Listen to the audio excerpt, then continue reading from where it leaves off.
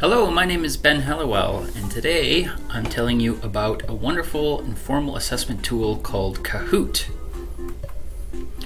What is Kahoot, you may ask? Kahoot is a fully online system for creating quizzes and learning games. Kahoot allows for the possibility of productive use of technology in the classrooms. If you're a teacher and you've ever looked out and you've seen students playing on their cell phones while you're teaching and been a little bit frustrated, you might have wondered if there was a way to put that cell phone technology to good use. Well, I have good news for you. Kahoot is one way you could do that. So instructors can use Kahoot to create various types of interactive quizzes that can actually be used as an informal assessment tool in the classroom. Kahoot's little slogan is to make learning awesome.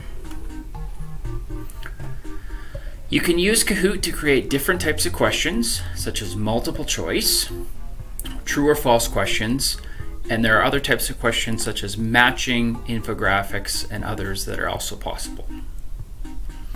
There are two different game modes for Kahoot, Classic and Team. Classic is probably the one that would most be used in the classroom, where each student would give their own responses to the question. However, Team could also be used where you want students to collaborate. So once a quiz or game is created, it's really easy to get students to complete it. They simply take their smartphone or computer and log into a website, kahoot.it, and enter a PIN number. They don't need to create an account to do this. They don't need to pay anything. It's nice and free, and it really only takes a matter of seconds for students to get into the quiz. Now, why would you use this in the classroom? Well, it's great for informal assessments. These are spontaneous forms of assessment that can be easily incorporated on a day-to-day basis in the classroom that measure students' performance and progress. Kahoot is a tool that fits well because it can be used easily in class with just a little bit of planning.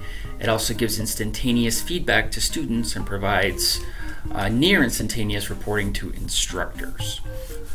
It can also allow an instructor to quickly detect and diagnose learning issues. Now, there are certain good ways to use Kahoot, I would suggest. Kahoot works well for testing the lower levels of Bloom's taxonomy, things such as remembering and understanding.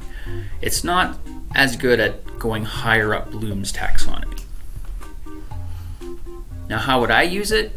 Well, I would personally use it in the classroom to review concepts learned in a prior class, or review concepts taught in the current class, review learning from previous courses in preparation for another course, and it could also be a very good review tool to prepare students for formal assessments such as assignments or exams.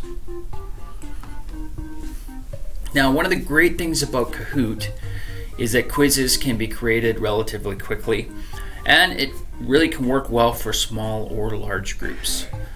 It's a lot of fun and can really break up some of the monotony of the classroom. Another great thing about Kahoot is it provides instant feedback to students and teachers alike on what students know and what they need to work on. And as I mentioned before, it's free, and who doesn't love free? Now, there are some disadvantages of Kahoot. It requires certain classroom technology, such as a computer equipped with a large screen or a projector, depending upon the size of your group.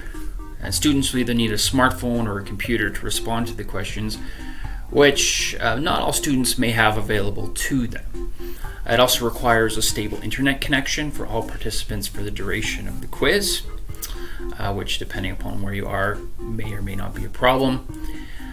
Would be more difficult to use for an online-only class simply because it would require more coordination to get all the students, let's say, online together at the same time to complete the quiz, but it would be possible, just maybe a little bit more difficult. But it works great for a face-to-face class. It isn't appropriate to test higher order learning such as creativity or evaluation, once again, harkening back to Bloom's taxonomy. Best practices for Kahoot: keep your questions as short as possible. Keep quizzes between 6 and 20 questions. Kahoot allows you to use feedback slides in quizzes, and these are great when appropriate to explain or reinforce concepts, especially if the questions are a little bit tricky. Also a good idea to have extra computers or smart devices available in case students don't have their own, or in some cases you just may allow students to share devices. And don't overdo it. Kahoot is great, but it would get old if you use it every day. Now, one of the beautiful things about Kahoot is it provides instant feedback at the end of each question by displaying the correct answer. So students know right away whether they got something right or wrong. And students can also go back and review their responses to the quiz once it's complete. So Kahoot really provides feedback for you, which is one of the best parts of the tool, I believe. Now, teachers are also provided with detailed Excel spreadsheets for each quiz they create and that their students complete, and this is full of tons of data for each quiz. And Kahoot also provides a summary for each quiz that highlights a few key statistics for that quiz, like this one here that says the quiz was 20 questions. Of the students that completed it, 80% answered correctly. Nobody scored 100%. And question 2 was the trickiest, and question 20 was the easiest. So just a quick snapshot of the quiz there, which can be useful for some really quick feedback. That's all I have to say on Kahoot today. If you haven't tried it yet in the classroom, I encourage you to give it a try. It's a wonderful tool, and once again, lets students put those smartphones to good use in the classroom. Thank you very much, and have a great day.